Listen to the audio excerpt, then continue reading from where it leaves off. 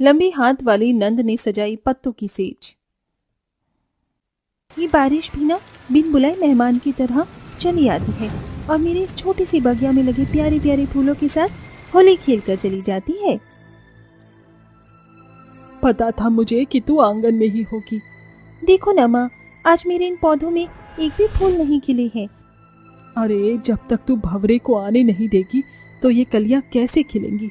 अब तू ही इन पेड़ पौधों के आजू बाजू दिन भर बिनबिनाती रहती है। अपनी माँ सीबो की ये बात सुनकर नीलम आंगन में लगे पेड़ पौधों को भरी हुई आंखों से देखकर कहती है, माँ, इस गरीब खाना बदोश जैसी जिंदगी में ये पेड़ पौधे, पत्ते और ये खिले हुए रंग बिरंगे फूल ही तो कुछ गरीब को थोड़ी बहुत खुशी देते हैं। और इन फूलों ने आपके इस बदनसीब बेटे को मेरे लंबे हाथों के चलते दुनिया की तरह ठुकराया नहीं बल्कि अपनाया है। नीलम के लंबे हाथ उसकी खुशियों भरी जिंदगी के आगे कसौटी बनकर खड़ा था।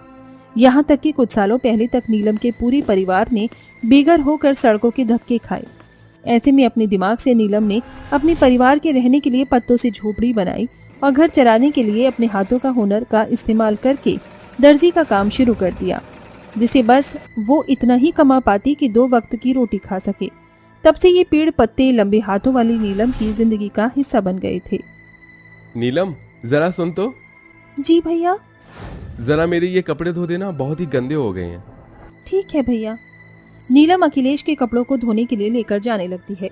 तभी अखिलेश का बटुआ जमीन पर गिरते ही उसमें से एक लड़की की तस्वीर निकल आती है। क्या बात है अखिलेश भैया, आप तो बड़े छुपे रुस्तम निकले।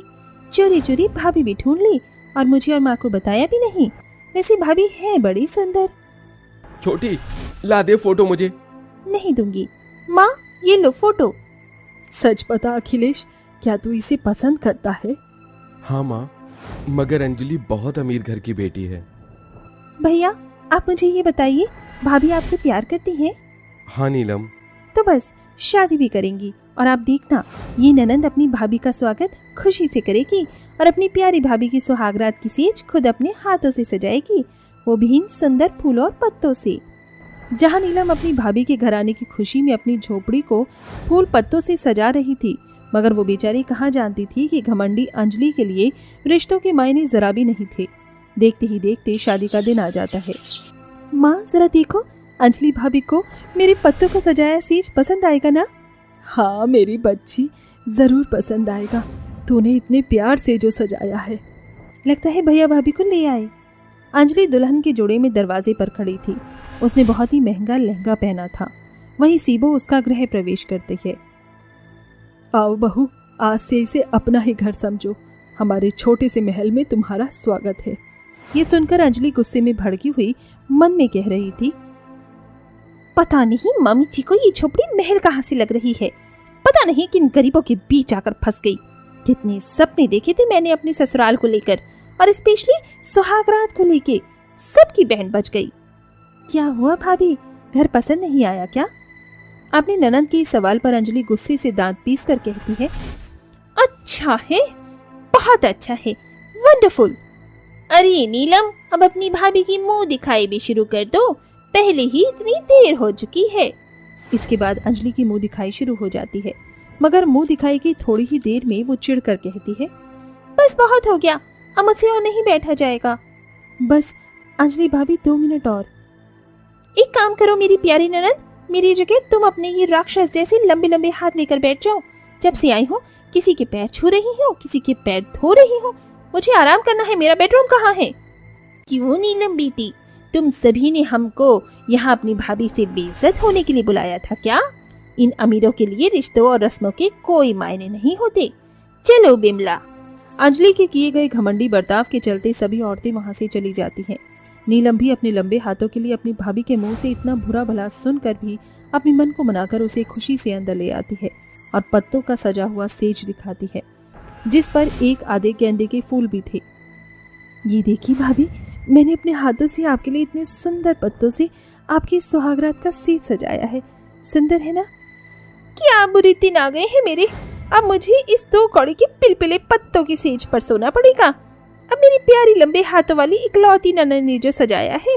नीलम, अब मेरे सर पर क्यों खड़ी हो? हम दोनों को अकेला छोड़ दो। मगर अंजलि, हमारे पास बस यही जगह है। मेरे साथ साथ मेरी माँ और मेरी बहन भी यहीं सोते हैं। अखिल, अगर एक दिन के लिए तुम्हारी माँ और बहन बाहर सो जाएंगे तो उन्हें आसमान नहीं खा जाएगा। और वैसे भी तुम्हारी बहन के पास तो जैसे लंबे लंबे हाथ हैं, इंसान तो दूर, भूत भी तुम्हारी बहन के राक्षस जैसे लंबे हाथ देखकर भाग जाएगा। चलो अब जाओ भी ननद जी, या लड्डू पेड़े लेके जाओगी। इस तरह से एक बार फिर अंजलि अपनी ननद के लंबे हाथों का मजाक बनाकर उसे भगा देती है। नीलम सारी रात अपनी माँ के साथ घर के आंगन में सोती है। उसे अपने लिए बेइज्जती का बुरा तो लग रहा था, मगर वो अपने भाई अखिलेश को खुश देखकर खुश थी। अगले दिन, मम्मी जी, आपने मेरी शादी के लिए एक भी साड़ी नहीं बनवाई। अंजलि बहू, तुम तो जानती हो हम कितने गरीब हैं, मुश्किल से तो ये शादी हो सकी है। कैसा भिखारी ससुराल मिला है। मेरे लिए शादी का झोला भेजने की तो आप लोगों की औकात नहीं हुई, मगर 2 जोड़ी कपड़े भी इस घर में बहू के लायक नहीं खरीदे गए। भाभी, आप परेशान मत होइए, मैं कुछ करती हूँ। अपने घर को टूटने से बचाने के लिए नीलम आंगन से ढेरों पत्ती और कुछ खिले हुए फूलों से खूबसूरत सी साड़ी सिलकर अंजलि को पहनने को देती है। ये लो अंजलि भाभी, मैंने आपके लिए साड़ी बनाई है।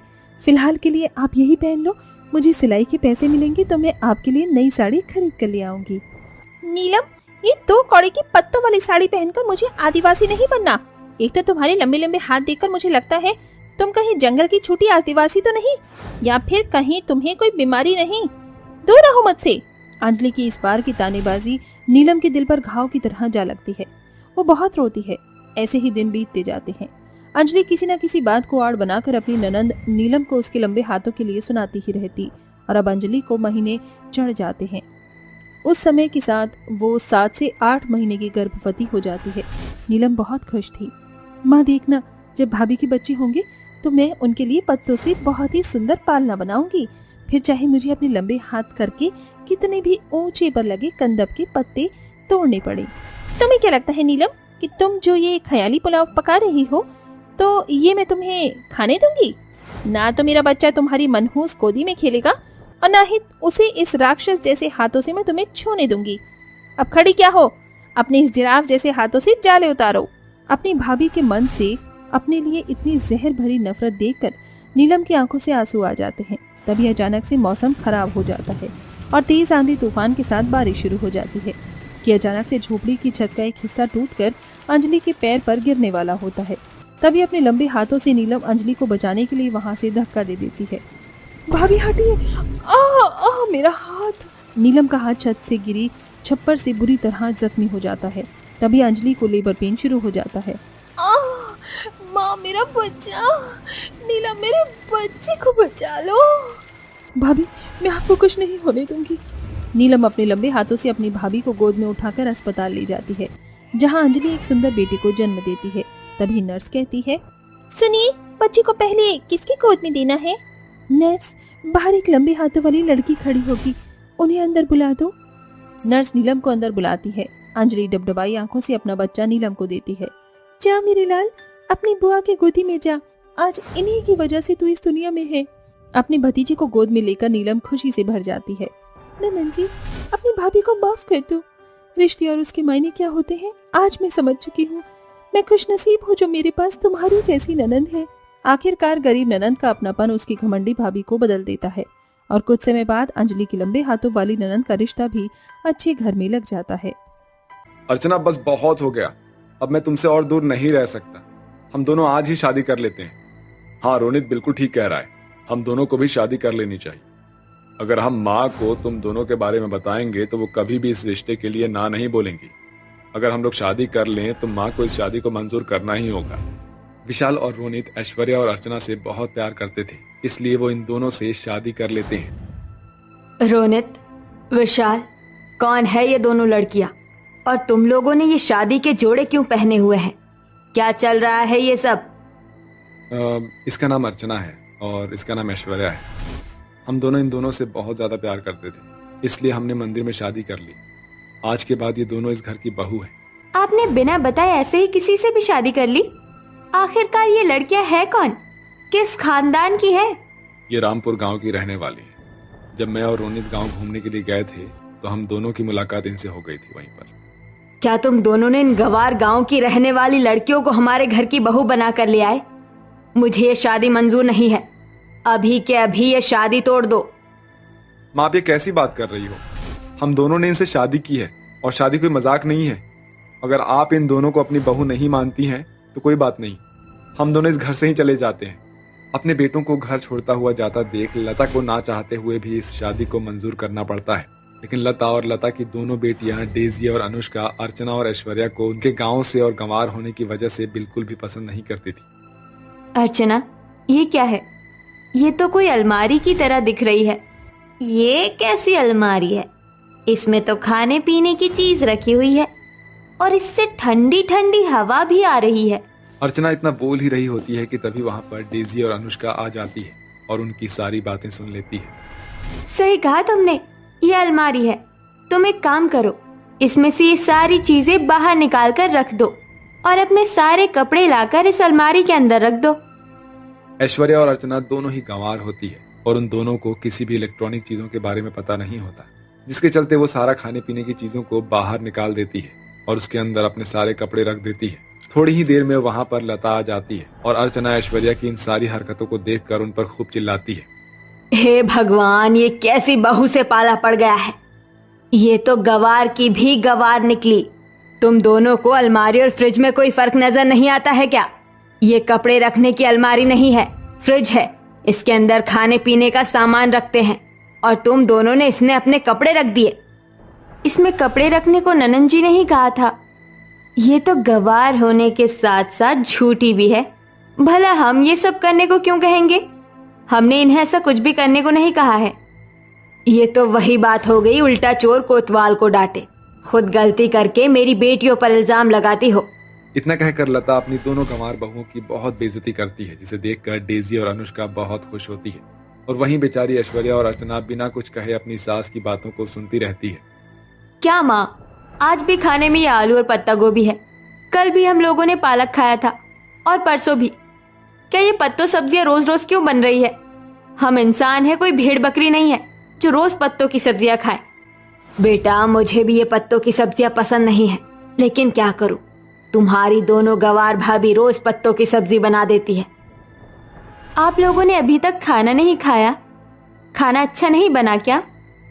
इंसानों के लायक बनाओ तो हम खाना खाएं। भेड़ बकरियों वाला खाना हम कैसे खा सकते हैं? रोज रोज पत्तों की सब्जी बनाना जरूरी है क्या? पत्तों की सब्जी खाना तो हमारी सेहत के लिए बहुत अच्छा होता है और इससे हमें ताकत भी मिलती है। हमारे गांव में तो हम रोज इन्हीं पत्तों की सब्जी खाते हैं, तभी तो हमारे गांव के लोग एकदम तंदुरुस्त और ताकतवर रहते हैं। ये तुम्हारा कोई गांव नहीं है, हमारा शहर है और यहाँ पर ये पत्ते इंसान नहीं बल्कि भेड़ बकरियां खाते हैं। आइंदा अगर ये पत्तों की सब्जी घर में बनी तो हमसे बुरा कोई नहीं होगा, समझी? अर्चना और ऐश्वर्या शादी के बाद हर रोज खाने में सिर्फ हरी सब्जियां ही बनाती थी, जिसके चलते उनके ससुराल वाले उनसे हमेशा परेशान रहते थे। अपनी सास की धमकी सुनकर दोनों बहुएं डर जाती है और हरी सब्जियों को बनाना बंद कर देती है। इसी बीच ऐश्वर्या और अर्चना की दोनों नंदें बाहर का खाना शुरू कर देती हैं। डेजी, ये चीज पिज्जा तो बहुत ही ज्यादा टेस्टी है। आज से पहले मैंने इतना अच्छा चीज पिज्जा नहीं खाया और इस बर्गर ने तो मेरा दिल जीत लिया। ननन जी, आज फिर आप दोनों ने ये बाहर का मैदा वाला खाना मंगा लिया। आप दोनों जानती है ना, ये हमारी सेहत के लिए बिल्कुल भी अच्छा नहीं है। इससे तो हमें कोई ताकत भी नहीं मिल सकती है। चुप करो गांव की रहने वाली गवार, तुम दोनों को इन चीजों के बारे में क्या ही पता होगा। तुम दोनों ने तो आज तक ऐसी चीजों को खाया भी नहीं है, इसलिए तुम ऐसा कह रही हो। एक बार खाकर तो देखो। अपनी हरी पत्तेदार सब्जियों को ना भूल गई तो हमारा नाम बदल देना। ना बाबा, हमें इन मैदे वाली चीजों से तो दूर ही रहना है। अर्चना और ऐश्वर्या अपनी दोनों नंदों को काफी समझाती है, लेकिन वो बाहर की चीजें खाने से बाज नहीं आती और लगातार कई महीनों तक बाहर की चीजें खाती रहती है। ऐसे ही समय गुजरता है और एक दिन रोनित और विशाल को उनके बिजनेस में बहुत बड़ा लॉस हो जाता है, जिसके चलते उनके बहुत सारे पैसे डूब जाते हैं और वो लोग गरीब हो जाते हैं। अब हम लोग कहाँ रहेंगे? हमारा घर भी चला गया। अब हम लोग बिना घर के कैसे रहेंगे? हम लोगों के पास अब सिर्फ एक ही रास्ता बचा हुआ है। गांव में हमारा एक छोटा सा मकान है, अब हमें उसी मकान में ही रहना होगा। हम गांव में रहेंगे? माँ, आप कहीं पागल तो नहीं हो गई हो? हम लोग गांव में कैसे रह सकते हैं? आपको पता भी है वो कितनी गंदी जगह होती है, वहां कैसे कैसे लोग रहते हैं। अब हम कुछ नहीं कर सकते हैं। अगर हम गांव नहीं गए तो हमें दर दर यहीं भटकना पड़ेगा। लता की बात सुनकर अनुष्का और डेजी को गांव में जाने के लिए मानना ही पड़ता है, जिसके बाद सारा परिवार गांव में जाकर एक छोटे से मकान में रहने लगता है और रोनित विशाल अपने ही खेत में खेती करके अपने घर का गुजारा चलाते हैं। डेजी अनुष्का शहर में ही बचपन से पली बड़ी होती है, जिसके चलते उन्हें गांव में रहने में काफी परेशानियां होती है। लेकिन वहीं ऐश्वर्या और अर्चना गांव से होने की वजह से उन दोनों को वहां रहने में कोई भी परेशानी नहीं होती। ऐसे ही समय बीतता रहता है। अनुष्का और डेजी की तबीयत अब धीरे धीरे खराब होने लगती है और वो पहले से बहुत ज्यादा कमजोर हो जाती हैं, जिसके चलते डॉक्टर दोनों का चेकअप करते हैं तो बताते हैं, इन दोनों को हरी और पत्तेदार सब्जियां ना खाने की वजह से इनके शरीर में खून की मात्रा बहुत कम हो गई है और ये दोनों कमजोर भी हो गई है। अगर ये लोग हरी और पत्तेदार सब्जियां नहीं खाएंगी तो इनकी हालत दिन प्रतिदिन खराब होती जाएगी। डॉक्टर की बात सुनकर लता बहुत ज्यादा परेशान हो जाती है। लता का परिवार अब बहुत ज्यादा गरीब होता है, जिसके चलते उन्हें हरी पत्तेदार सब्जियों को खरीदने में काफी परेशानी होती है। इसलिए ऐश्वर्या और अर्चना अपने ही खेत में खेती करती हैं और हरी और पत्तेदार सब्जियों को उगाती हैं और तरह तरह की हरी पत्तेदार सब्जियां बनाकर अपनी नंदों को खिलाती हैं, जिसके चलते कुछ ही महीनों में डेजी और अनुष्का की तबीयत पूरी तरह से ठीक हो जाती है और उसी के साथ उन दोनों को अपनी गलती का एहसास भी हो जाता है। भाभी, हमें माफ कर दो। हमने आपके गवारपन और पत्तेदार सब्जियों की वजह से आपका खूब मजाक उड़ाया, लेकिन आज हम लोग आपकी वजह से ही ठीक हो पाए हैं। मुझे भी माफ कर दे। मैंने भी तुम दोनों का मजाक उड़ाने में कोई कसर नहीं छोड़ी। आज तुम दोनों की ही बदौलत ही मेरी दोनों बेटियां ठीक हो पाई है। अपनी सास और ननद को अपनी गलतियों का एहसास होता देखकर ऐश्वर्या और अनुष्का उन्हें माफ कर देती है, जिसके बाद अब अर्चना और ऐश्वर्या अपने ही खेत में उगी हुई हरी सब्जियों को लेकर बाहर बेचना शुरू कर देती है और उन दोनों की खेतों की सब्जियां काफी हरी और अच्छी होती हैं, जिसके चलते उनकी बिक्री दिन प्रतिदिन बढ़ती है। धीरे धीरे उनके घर की परेशानियां पूरी तरह से दूर होने लगती है और सभी लोग इसी तरह से खुशी खुशी रहने लगते हैं।